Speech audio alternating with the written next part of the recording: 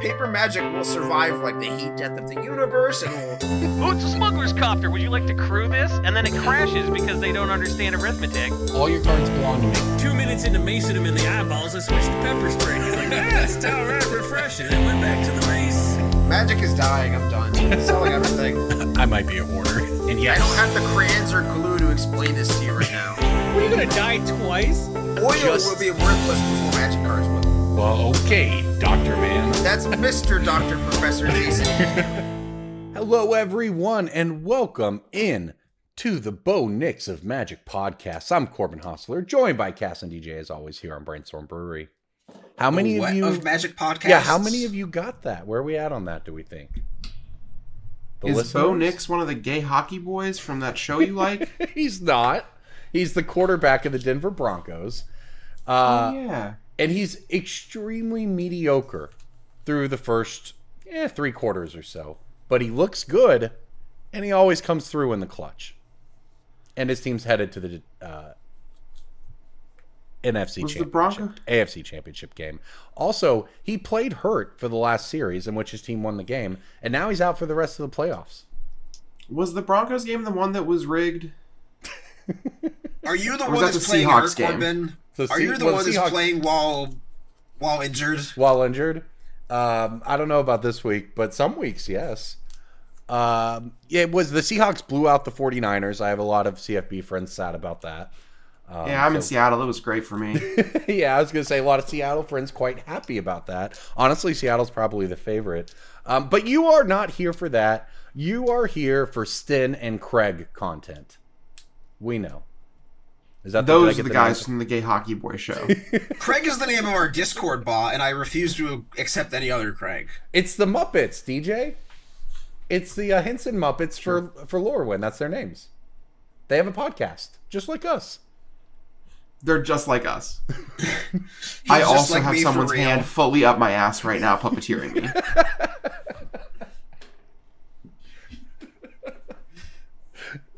I was going to say they eat magic cards just like us, but you know what? That was way better. Corbin does have Muppet hair. Corbin, do you brush your hair? What? Do you brush your hair, Corbin? This morning I did, because when I woke up this morning, it was like all. So how do you brush your hair? Do you go top down, or do you go like up? No, I go top down, and then I kind of just like flip it out because it curls a lot. Interesting. Your hair has so much volume. It's so. I figured you just like going from the roots out. Oh no, I try to make it less. Like it's just very naturally curly. So it's like if you see my kid, it's full on. He's got like mind morals of a kid. It's crazy. But anyway, welcome into the show, everybody. We are going to talk about Lowryn Eclipse because for the first time in who knows how long, all 3 of us went to a pre-release event and played Magic, and I think all. And I don't want to be too presumptuous here, but I think had fun. I thought you were going to say we all won, which is way more important. We did win. I did not win. I played against people who were new to Magic, and I won, but that doesn't matter. I got my 4 packs and opened them up and got nothing, and it was fun. Oh, you're an opener. I got my prize packs sitting on my desk, like on my shelf right over there. 99% of the time, when packs at draft, and I draft every week, I just throw them in a box, and then I use them for giveaways in the future, so they always just end up getting thrown out to random customers.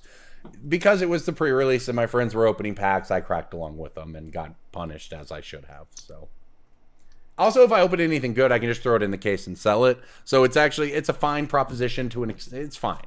But yeah, I in fact opened that's 4 my gold math, players. but okay. Yeah. Rationalizing, whoa, okay, misogynist DJ. I think it's fine to open the packs because, like, it's 4 booster packs. Who cares? Live a little. That one. You're a grown man with grown man money.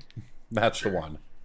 Listen. I respect the mentality of you only open packs to draft, and I get it.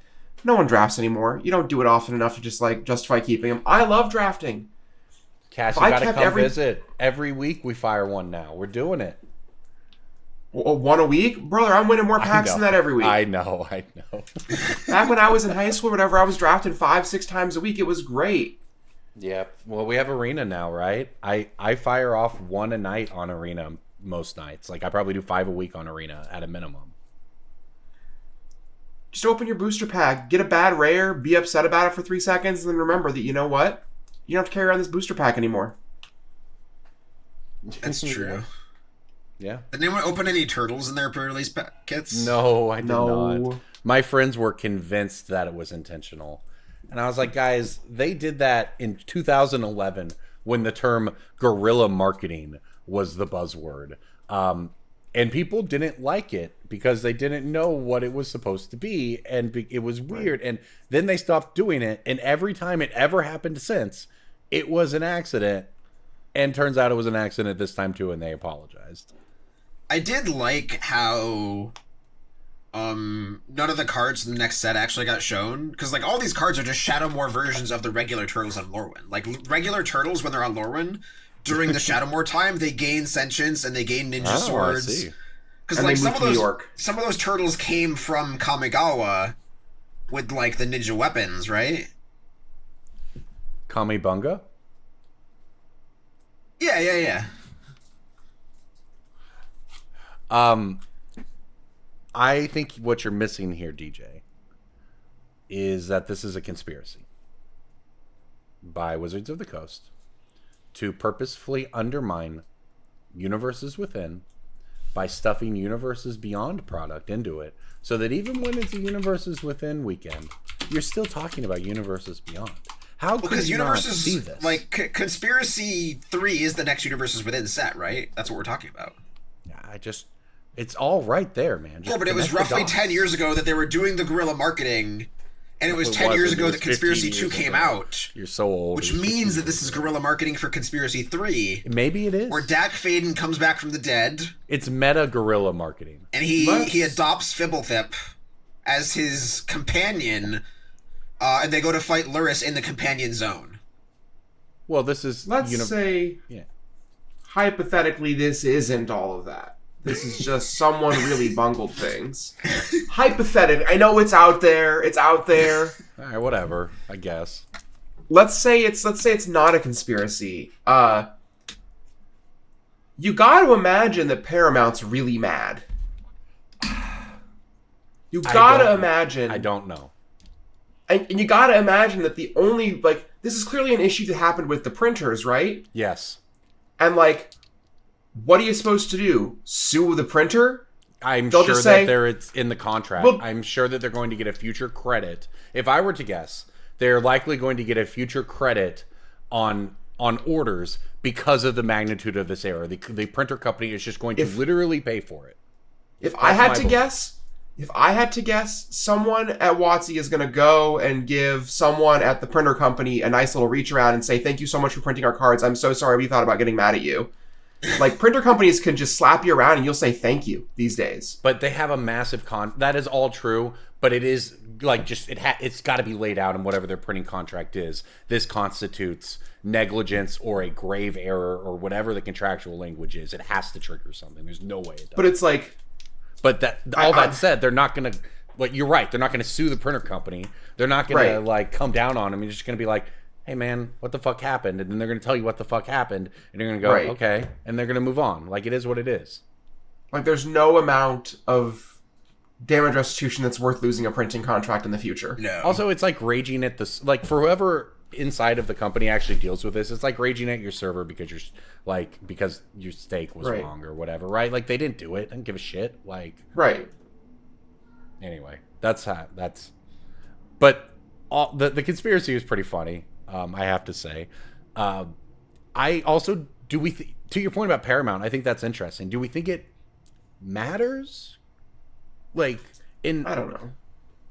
Monster Hunter managed to get enough fans mad at them so that they could pull the secret lair that still allegedly ended up getting out. I mean, somebody posted a Reddit thread recently where they allegedly got the Monster Hunter secret lair, which is a whole interesting. It's a weird thing where business partnerships like that, the partner has a lot of power.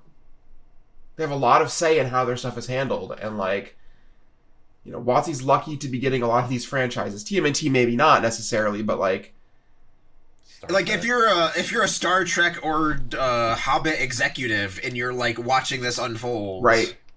It looks bad. You're right. What happens when let's say the Star Trek set has a card that is for a spoiler for like an episode that's going to come out. Like, they're doing things in tandem with release, right? Like, That's you might get something I thought about, Cass. That's let's say there's a Rings of Power set somewhere down the line or whatever, when season 5 of Rings of Power is coming out or whatever, and like the set's going to come out after the episode releases, but it gets leaked before then. That's disastrous. It's like if all the Fallout stuff got leaked. Well, maybe not, because the Fallout stuff we already knew about, but you're right.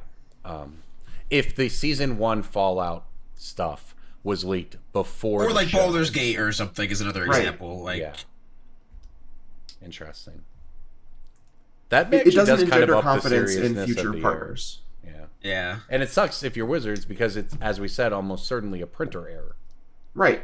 Like, that is the printer's quality control failed here, unless someone in your team just somehow clicked the wrong files when you sent them. But I don't think that's what happened. So, and also, like, to Cass's larger point about how lucky you are to have printers work with you, the printing industry is exploding. Everybody wants in on those schedules, and they are not open. I just those got an schedules ad. are so tight. Okay. I just got an ad on my phone for the PAL World TCG dropping soon. Those Did they schedules get of printers. sued? Did they get sued? Yeah. Yeah. So what? Got to make the money pay the lawsuit somehow. Corbin thinks that a lawsuit is like an executioner's podium. There's no coming back from a law. Who's the president, Corbin? Did they get sued? A lawsuit. My pearls, my stars, they'll never recover financially from this. Well, If on you that want- note, the judge program is coming back at Wizards, and I saw someone the other day and raging about how Wizards killed the judge program, and I'm like, you said lawsuit, just made me think of it. Like, for people who don't know, Wizards got sued over the former judge program by judges in an ill-advised lawsuit that they did not win, but nonetheless did cause Wizards to say, we legally can't have any of this, and got rid of the judge program. But it is now coming back. That's just a magic fun fact for you. Let's talk about actually playing with the cards of Lowryn. What did we think? I felt like the set was very well designed. I had fun. It's crazy doing your first pre-release in 7 years, I guess, 7 years-ish, and realizing that there aren't really bad cards anymore. Correct. You used to be able to open your 6-packs and shove 10-15% of the cards aside and say, these are actually unplayable, not worth casting, just traps for noobs, whatever. And you kind of have to consider every card in your colors now, at least a little bit. There's very few just 1 mana white, gain 2 life, do nothing cards. Just like, everything has at least some niche or some purpose. I think it's very good for limited that the pool of cards is playable. Like when you do a draft, you get 44-ish playable cards. I guess it's like 40-ish playable cards because they're 14 card packs now. But I think it's one of those things where they've flattened the power level on commons and uncommons. Like the best uncommons are no longer like turbo bombs, and the worst commons are no longer like 7 mana sorceries that do nothing, that are not even for commander. I don't know, the 4 mana artifact that comes in and says choose a creature type and then you like draw a card every turn, that card has so many words on it, and I misplayed it a couple times. I forgot the ETB trigger a couple times because it just does the thing when it comes in and when you draw, and you have the option of bidding the card or drawing the that's all the words in it. My pre-release deck was 16 goblins and a million other creatures or a million other spells or whatever. I just played every creature in my deck was a goblin, and I had some removal spells, and I had the Blood Artist thing, and I just turned some upside down magic cards sideways because I didn't have enough goblin tokens to represent my horde. That's what I did. That sounds. The set's really cool. I was a little concerned about the like asymmetrical color pairings thing, where like there's 5 of the color pairs are related to creature types, and then the other 5 have less representation in the set. Like, the black-white deck is tree folk, but there's half as many tree folk as there are goblins, right? Oh, sure. I didn't even The black-white deck that. is like blight, and so there's this weird like asymmetrical thing where you're kind of building 3-color decks, but also usually you're cutting the 3rd color. It's like you're playing... The hybrid cards are the glue, and like the key to the format is finding the cards that are the glue between the color pairs. And I was really worried about that originally, and after playing with it, I think it was really artfully done. Like the fact that I could see opening a pack, seeing the 2-mana blue-black hybrid and a colorless 2/2 flash changeling and being like, this is a card that I could see first picking some amount of the time, like not often, that really says a lot.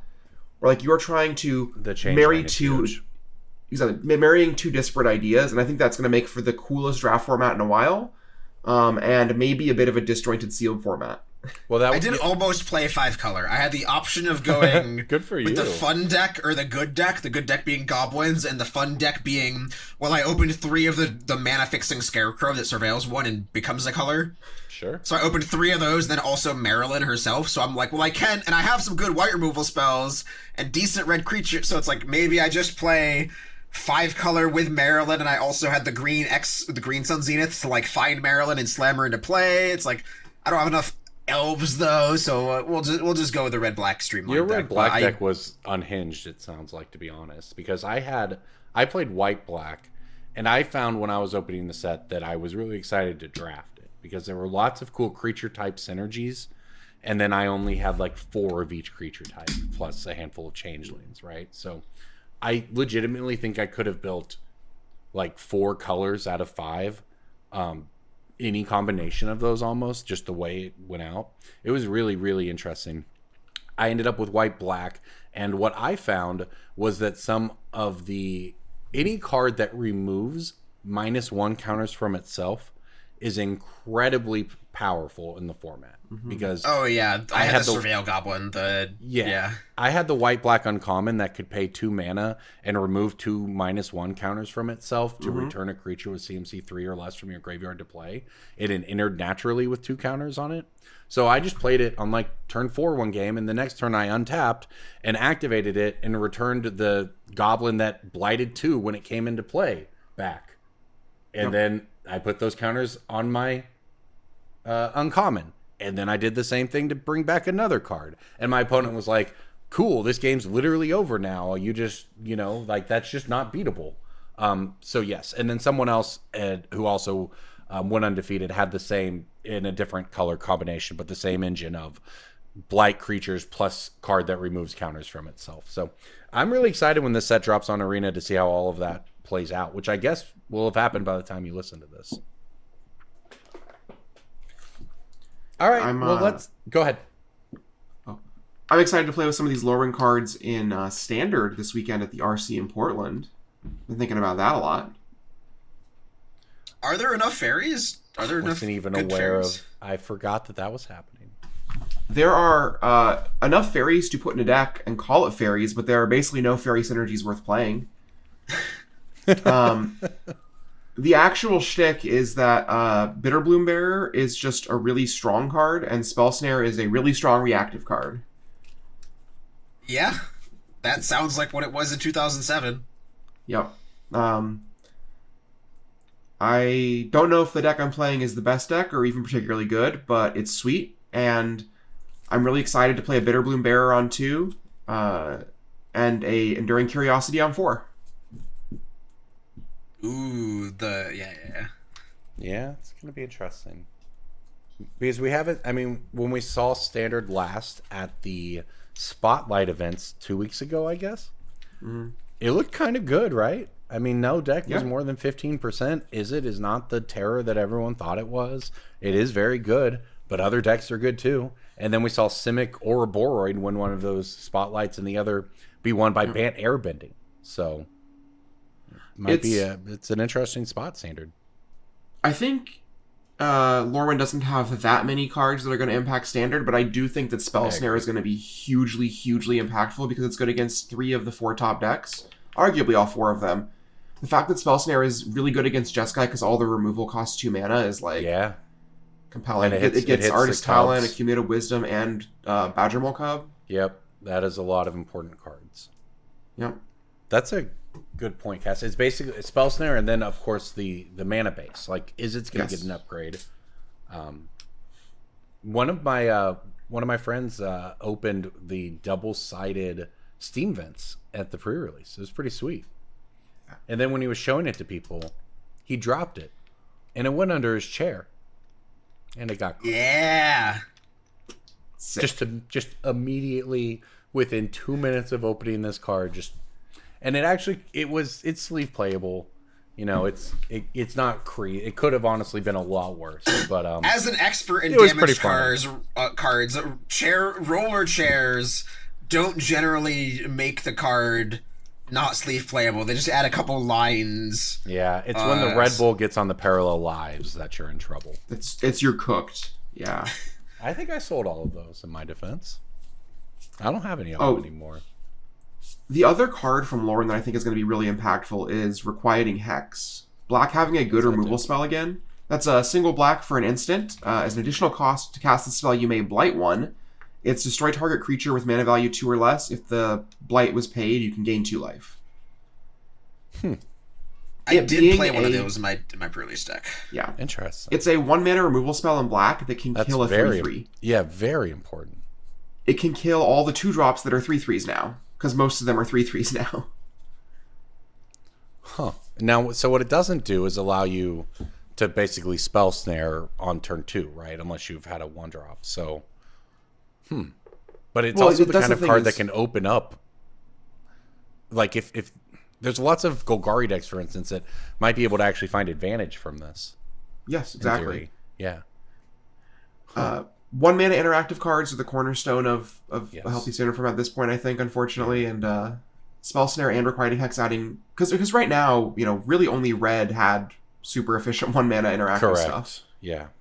And that was a huge part. So what's interesting is, having played a fair amount of black-green, you do very much feel, because Caustic Exhale, I believe, is the card that is played, where if you have a dragon in your hand, or if you behold a dragon or whatever, you can pay it for 1 mana.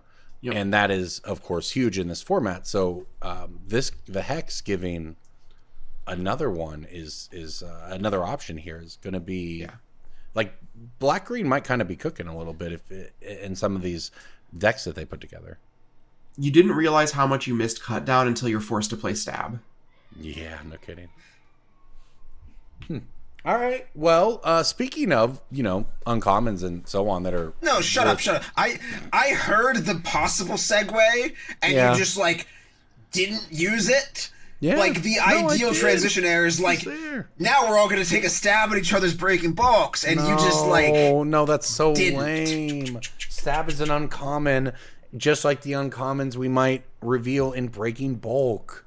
Come on. Just get in the comments and say whose segue is better. Corbin's, like, vanilla black coffee, whatever, or my, like, exquisite $9 latte of a segue. DJ's lowest common denominator pun. Stab is a common, by the way. Exactly. Breaking Bulk time. My Breaking Bulk is a colorless rare from Atla.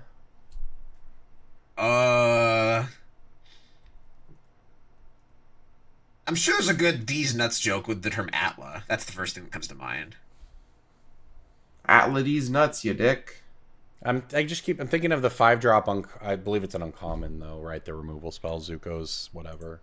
It is a card that does not have a color, and it is a rare. So it's a land. It's a land. Could be an artifact. Could be a spell that doesn't have a color. There's some of those in Avatar. Are there? Yes, that's what I was Lessons. talking about. Yeah. Could be any of those categories. I don't know if any of them are rare though. That's what I don't think so either.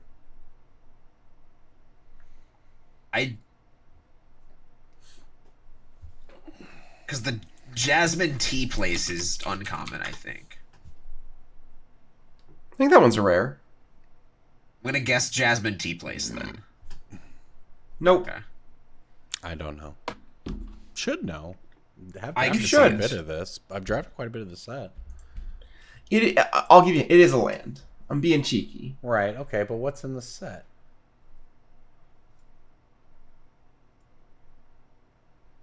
It's just got to be some like mana fixing land we're overlooking. There is no Breaking Bulk in Bossing Say. The rare? Bossing Say is almost $6 now. Yeah, that card is good. And those gold decks we're talking about. It was $1 for a hot minute. Yeah, it was. It got really cheap. Buy list on it of $4 at multiple spots. Card is a key in the Earthbending deck and also the Landfall deck, and it's good in green-black. Turns out a land that can make a creature every single turn. Pretty good. Yes. Yeah, this is just a creature land, but you never actually have to risk itself. Yep. Also, not to mention, if you can put it on your like Fabled Passage, sack your Fabled Passage, find a land, rebuy the Fabled Passage with the Earthbending trigger, and ramp yourself. Another trick you can do is if you Earthbend a creature land, it puts the counters on it, but then if you reactivate the creature land, it's now just the creature land with those counters on it, so it can grow them as well. And you can put the same counters on multiple. You can like Earthbend the same land over and over and over again. Like if you just need an 8/8, you can eventually get there. Or if you need to go wide for chump blocks every turn, etc., etc. I don't think it's very good, but I've seen somebody in Legacy Lands use this to put counters on their wasteland, kill my opponent's land, rebuy my wasteland. That's so... Like, that's such Lands Legacy grinding. You know, you put the one Bossing Say in your deck so that when you get into this wasteland lock on turn 9 of your weird Legacy matchup, it comes in from the crop rotation. Good stuff. Good stuff. I'm going to redeem myself with this blue Fallout uncommon. Oh, that's not fair. I was going to do Fallout. I know like 4 cards in this set, and so I yield automatically. All right, Corbin. I don't know. I'll tell you more. It's an artifact creature. It's a blue artifact creature. Is it Curie? No. Yeah. That's one of the 4 cards I know. Here's the problem, DJ. When I was looking at this set, I looked at all the good ones, and I did not see this card. So, I fear that this must be a true DJ pick. Well, it is, because it's also only in foil, which is something you would do. Neat. Robo Brain Warmind is $1 in foil. Its power is equal to the cards in your hand. It's an X5, and when it enters, you get an energy counter equal to the number of artifact creatures you control. Oh my god. And when it attacks, you can pay 3 energy to draw a card, and Card Kingdom will pay you 16 cents on them. Yup. 16 and the Surge foil of this is like $8. The Surge foil, just all your Fallout Surge foils are infinite money. They're all breaking bulks. I see. Well, fine then. This machine is the one that had the idea to invade Greenland. I counter that makes sense. I counter back with a green uncommon from Final Fantasy. And this one is also an expensive foil, but unlike DJ's, it's not a 9-cent market price on the regular. It's $1.48. You said Final Fantasy? Uh-huh. No, I'm sorry. Fallout. Thank you. Is this the sloth, the mega sloth? Nope. That's another one of the 4 cards I know. I've been looking a lot at Fallout because obviously the new season is out. I haven't watched it yet. I've heard it's mediocre, but between that and the new Secret Lair, it's already spiking. It's a Fallout original card, right? Yes, it's only printing as in Fallout. Well rested. It is well rested. Well rested is $1.50, almost $2. I did sell out of these recently. That's why I know. 2 mana, green enchantment. Whenever this creature becomes untapped, put 2/+1 counters on it. Then you gain 2 life and draw a card. This ability triggers only once each turn. But that's pretty broken on any 1-drop that, for instance, can do any of the shenanigans, or a devoted druid, or blah blah blah. It's just a neat little enchantment, to be honest. Also, an $8 foil. $20. The art for this. Tell me if I'm wrong here. It's weird. The art for this card, he looks like the Wii Fit guy. A little bit. It's not my favorite art. He's doing your yoga stretches or whatever. It's the Wii Fit guy. Looks like he belongs to Super Smash Brothers. His skin's just so, like, gray. I don't know. I have gripes. Add that to the gripe counter. The official Brainstorm Brewery gripe counter. JJ puts it up in the corner right now and it goes ding. I expected him to. I didn't need to tell him to do it. I just assumed he would. Be a low effort little way to add a visual gag for the listeners at youtube.com/Brainstorm Brewery. There you go. Speaking of ad reads, which is what DJ just slipped in there, where he mentioned youtube.com/Brainstorm Brewery, where That's you not can an watch... ad read, that's a promotion. Oh, it's a... Well, he's... Okay. All I know is you're supposed to go to youtube.com/Brainstorm Brewery. And after you do that, check out our generous sponsor, MTG Ban. DJ, tell them about MTG Ban. mtgban.com, that is BAN, N as in Nancy, not M as in Mancy. It is a... on a roll Corbin with laughing the is what stupidest- broke me. No, man, we're just I on was a gonna roll say with- that smooth as butter, and then We're Corbin... just saying the stupidest today. Continue. It is a data aggregate site that lets you pull a bunch of different prices for Magic cards in a bunch of different ways. You can pull collections and CSVs and pull up every single buy list for different numbers for different stores. So I can like upload a Mox Field or a Mana Box CSV and just look at what Card King will pay on the whole lot. I can look up the buy list number for every uncommon green card in Fallout, either foil or non-foil, using Scryfall syntax. Very, very handy tool for anybody in the industry who is buying or selling cards. They have a little data tracker thing that keeps track of the greatest decrease in vendor listings, which tells you how many cards of copy you're selling on various platforms for Europe and North America. So if you're looking for cards that are going to spike, like we do when we look up our picks of the week, you can look up, X number of copies of Well Rested have sold on TCG Player out of the number that are currently listed. So the card hasn't spiked yet, but in order for a card to spike, all of the cards at the current price have to actually sell. And then the next ones, and the next ones, and the next ones. That's how a card goes up in price. And you see that cool little graph that we always put on the screen and all that. So yeah, mtgband.com also has a Discord server. Plenty of other cool vendors in there, like me and Cass. Corbin doesn't really go in there. He doesn't really like the rest of us. I have bid. I've gone to auction night and bid dollars to try to win items. Did you win items? Are you a winner? I almost won, but I was not a winner. Corbin, what's almost winning mean? I got third in a two-person auction. Yeah. You got third in a two-person auction. I got third in a two-winner thing. Like it was like an A/B auction. That's the cool thing about the server is that there's many different when they do auction night, many different ways of doing it. I guess I wasn't familiar with. For instance, there's one that's like A/B where there's two cards and you bid and you get a pick between them if you win, but you have to keep in mind that if you're second, you're also bidding on the lower value one if that's the way you're doing it, et cetera, et cetera. So it's kind of fun. And you end up with something you want. And also, by the way, those prices are pretty significantly discounted from what you would pay at retail. All right, I believe next on the schedule here, because it is a very, very busy 2026, we have the Lowryn Eclipse pre-release this weekend. And then next week is the release of the set. And then the following week is the Pro Tour, which is standard. This is the first time we have seen a Pro Tour following this closely on a set release in a long time, especially standard. So I'm really, really interested because everyone who's playing at this Pro Tour started their testing as soon as the spoilers for Lowryn Eclipse came out, which was, 2 weeks ago? And we don't have any standard results to work off of yet. This is going to be one of the most interesting setups for a Pro Tour in a long time. I don't know if it'll actually live up to the hype if there's not, as we said, we don't know if there's a ton of cards from Lowryn Eclipse at Impact Standard, but if, for instance, the 1 mana black removal spell does, or Steam Vents, or whatever, that sort of thing, does Impact Standard in a particular way, it may only take 1 or 2 cards to change what the format sort of revolves around or looks like say, a Spell Snare.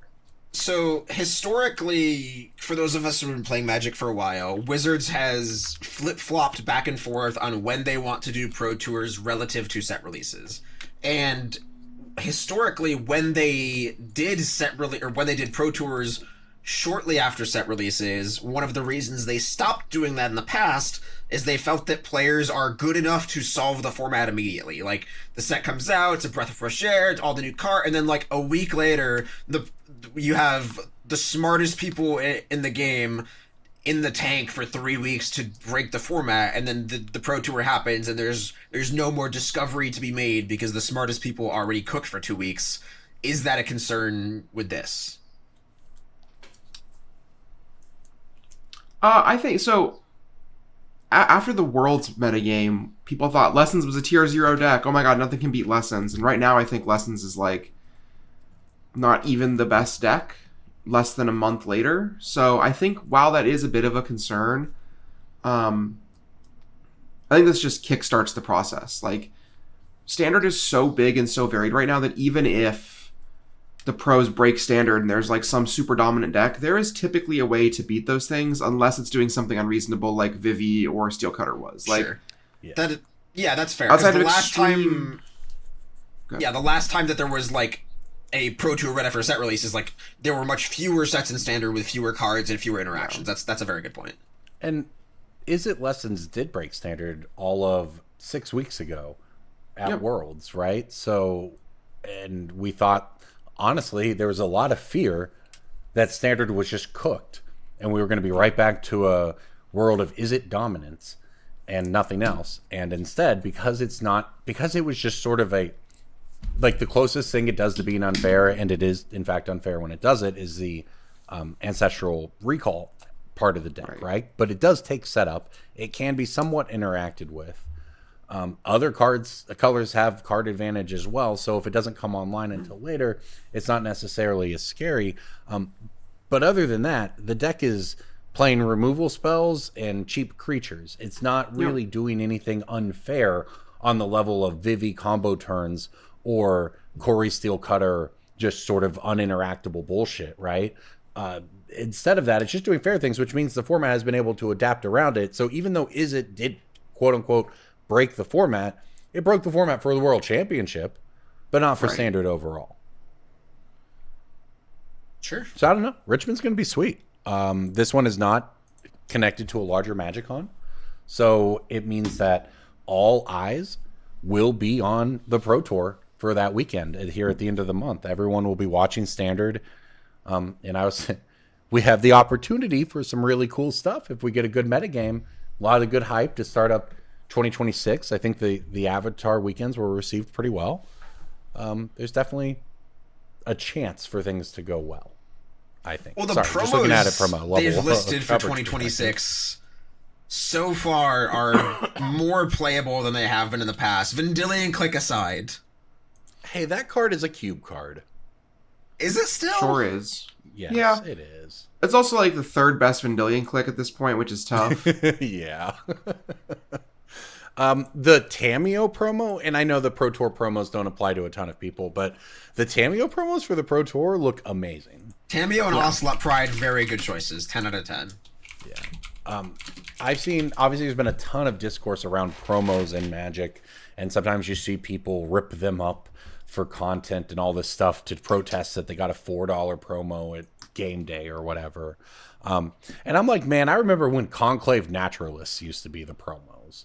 That's just where I'm at here.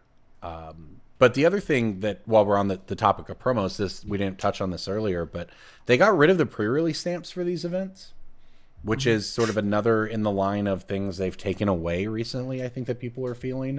There was also the buy box promos and et cetera. You know, the people kind of feel like things are being taken away and they're having these special stamps taken away from them. And I know that, for instance, DJ might be happy to have one less printing to have to account for. I have mentioned, I think it was last week or the week before, I did sing my praises about these stamps going away. And I get the best of both worlds, because there were concerns over Factory Sealed Garth not having rares mythics to put in the deck anymore. But I cracked my Lowryn Prerelease kit, and there was a Factory Sealed, what's he called? Taster Goblin.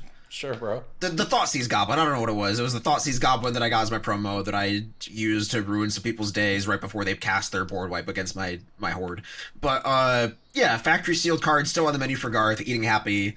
And good riddance to date stamps on promos. I hope the promo pack symbol is next. And, I'm happy. If you're upset that your card does not have a date stamp anymore, and you're like, this card's not special, well, then just keep it in the factory sealed, and then you know what? You can still tell that it was a card that you opened. That's how you do that.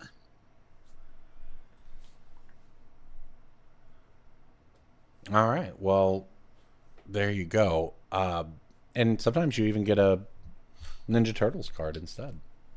That would have been so cool. I would have loved to have gotten a Ninja Turtles card in my Lowryn pre-release. I would have been Me insufferable too. about it. So I saw one person say this is a real alleged story.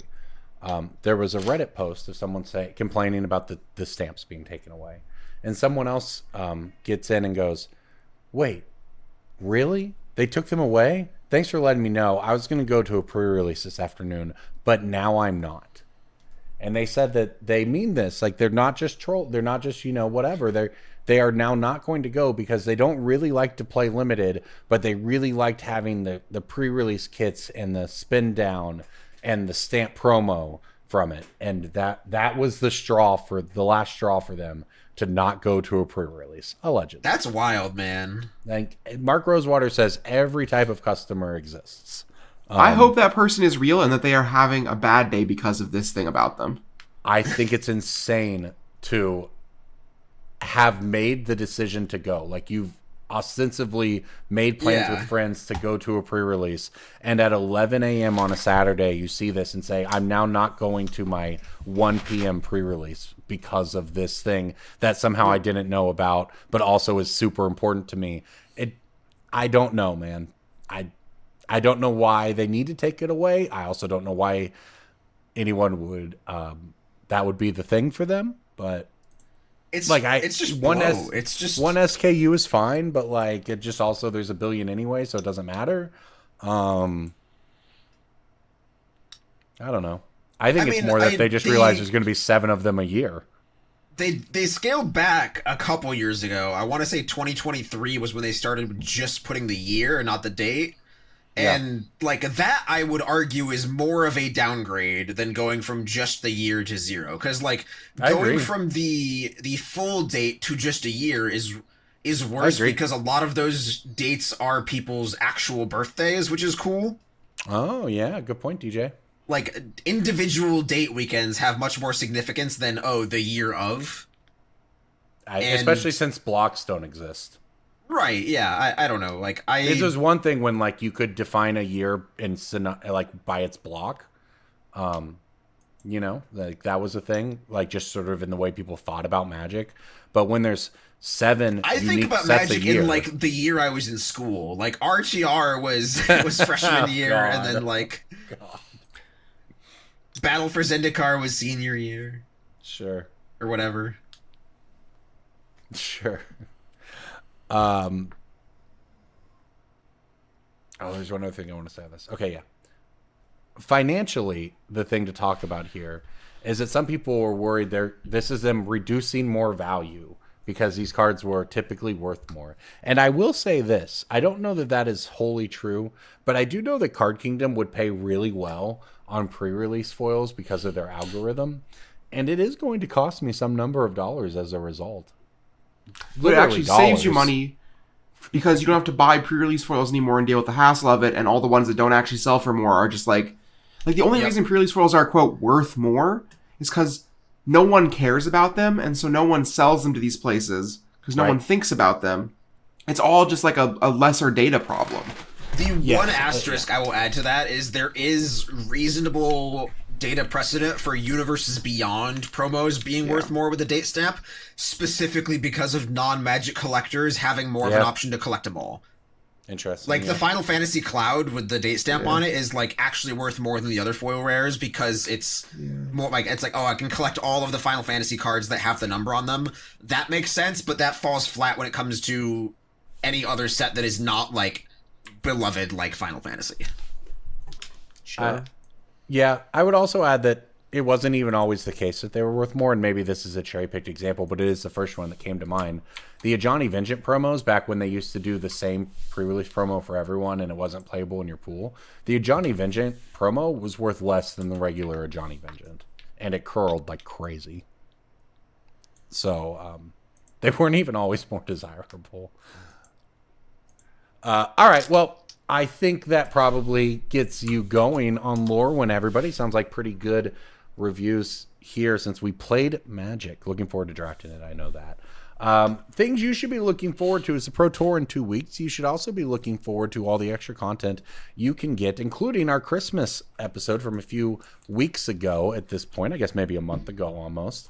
At patreon.com/BSB. We really appreciate everybody who makes this podcast possible by going to patreon.com/BSB, signing up, getting into the Discord, getting the after hours, getting the content early, all of those things you can do for starting as little as $1 or $2 a month. So thank you everyone for listening and supporting. And before we end, we want to knock out some picks of the week. Pick of the week, pick of the week, pick of the week. Time for the pick of the week. I got a 2 for this week. I got a single card, and I have a sealed product suggestion. Ooh. My sealed, or my single card, this is my actual pick of the week, is Enduring Curiosity.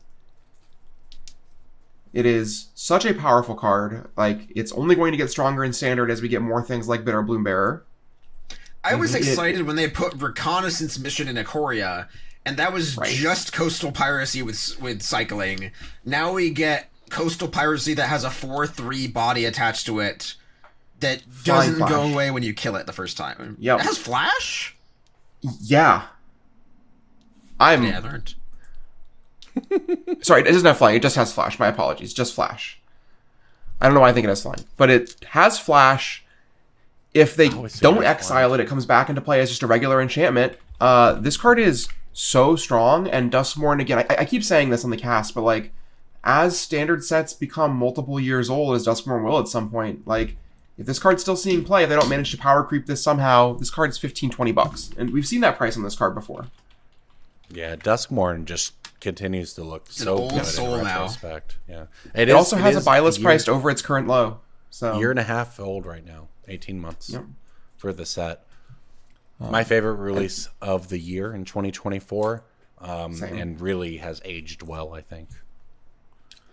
And on the my favorite limited of that year. The sealed product pick that I have this week is kind of out there, but I think Lowryn Eclipse collector boxes are going to be worth close to Bloomborough prices eventually. Ooh, I've been thinking about whether or not to go in on them. They're already, like, the pre-sale price on collector boxes is like $430 to $450 already. And obviously that'll go down as, you know, the average the lay person gets to put their boxes up on TCG. And I think you just kind of look for when these dip a little bit, because there will be a small dip, but I don't think it will last for long. If you're the kind of person who likes to buy strong sealed product and squirrel it away for, you know, a couple years, I could see this being something where, like, what does Card Kingdom pay on a Bloomborough collector box right now? Card Kingdom will pay you $617 on a Bloomborough collector box right now. I was going to guess 5. No. Like, they are retailing for, a sealed box of Bloomborough right now on TCG Player from a seller who has any sort of verification is almost $800. Anything that you could, like, I could have shown my mom Bloomborough cards and she would have been like, oh, how cute. And Lowryn has a bunch of that too. Anything that, like, the average Magic fan will love, and even the people who aren't Magic fans will like, are sets that I look at. I think there's going to be a decent chunk of the serialized Bitter Bloombearers that go to Japan and just never come back to. Yep. And that'll drive the price of that card up, and then yada yada. All right. I'll jump in. Speaking of Bloomborough, Roddenmouth Viper. Don't know if you all know this one, but it is a 6-mana black 6/6 mythic. It's an elemental snake. As an additional cost to cast this spell, sacrifice any number of non-land permanents. It costs 1 less for each permanent sacrificed this way. When it enters or attacks, put a blight counter on it. Then for each blight counter on it, each opponent loses 4 life unless they sack a permanent or discard a card. This card is very nutty. It also has the word elemental on it, so it's going up in price. It was at the end of the year, could be had for about $5-6. It's currently up to $10, and it's just going to keep going because it's a mythic from Bloomborough. It's going to be $20. Sure. Notably, also, the trigger is sacrifices a non-land permanent or discards a card. Mm-hmm. that Rodmouth Viper is like, I've seen it see modern play before. It is super strong. Yeah, it's fun. All right, DJ, what are you looking at? I am looking at pre-modern, not modern, pre-modern, not post-modern, not post-Malone, pre-modern. And modern. So pre-modern is a format where you are allowed to play reprints of the original printing. So there are a slew of player-designed, what I'm going to group together as boomer formats. Yep. Like old school 99, Swedish 93, 90, whatever. A bunch of them. Some of them do not let you play reprints. Pre-modern generally does. And because of that, I am looking at Nether Spirit from Mercadian Masks, but more importantly, Modern Horizons 1. Ooh, it's a bulk rare. In Modern Horizons 1, it's a bulk rare. I don't think there's a ton of room to be made on the Modern Horizons 1. If you're going in on this as a spec, I would actually advocate for the original printing, because I think those are the ones that are more likely to sell, more likely to have nostalgia for the players that are interested in this kind of card. But if you do just want to buy it, if you're just eager to buy a brick of something, I think you could do worse. As the format develops and as people play the card more, I think that Nether Spirit is a reasonable place to put your money. And like you buy, if you can find like 500 Nether Spirits in a quarter and then move them later for like 40 or 50 cents, I think you'll be happy. But the Masks one, I think, is the more likely one where you can upcharge for the premium of having multiple clean copies. I have sold a lot of pre-modern stuff at a lot of relatively high prices, where I generally price stuff above market and wait for it to sell. And I sold some pre-modern staples at some, wow, I didn't think this would move at that number numbers. Pre-modern just got its banning, it's one of its first, not its first, but one of its first ban updates.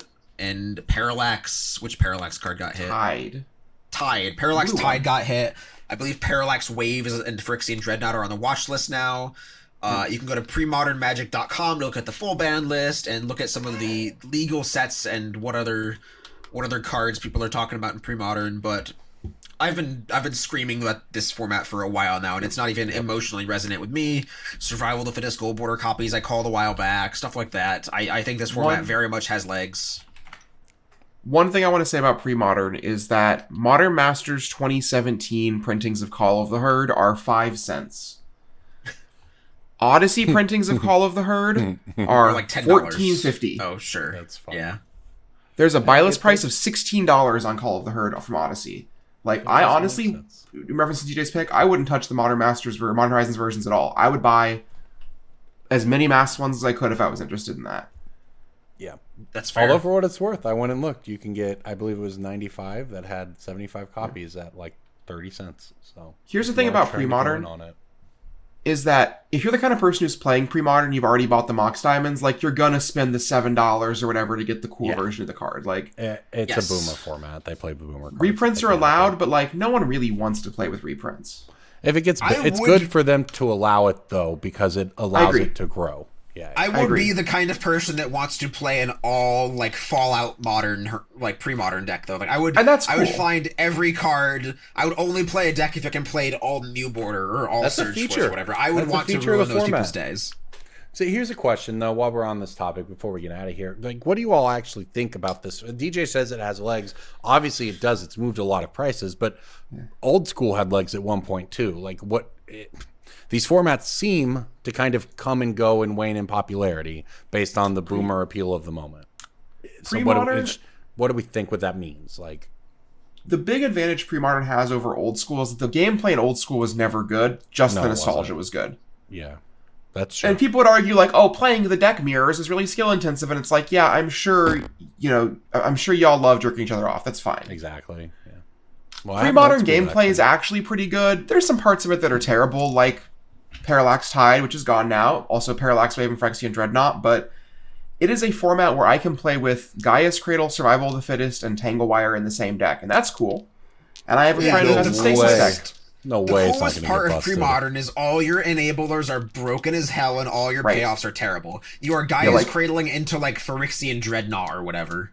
No, I am Survival of the Fittesting for Squee so that I can then find a Multani's Acolyte to draw an extra card. Yes. And I love it. There's quite the extensive ban list on this format. A lot of those cards are anti. I'm just looking at it for the first time. A lot of those cards are anti-Corbin. Also, one thing Pre-Modern also has going for it is the cost of an old school deck was like Power 9 plus your old school cards. This format, it's like Mox Diamonds plus your old school cards, or Gaia's Cradles plus your old school cards. It's just a little bit more reasonable. Yeah, and if you have your Ancient Tombs from Legacy or something, then right. Yeah. Why is also, there's a number of decks in Pre-Modern that are very good that are under $300, right? Like, Mono Red Sly is the most popular deck on the Magic Online leagues. The Goblins deck is like $300. You know, the Replenish deck is $2,500, but like that's fine.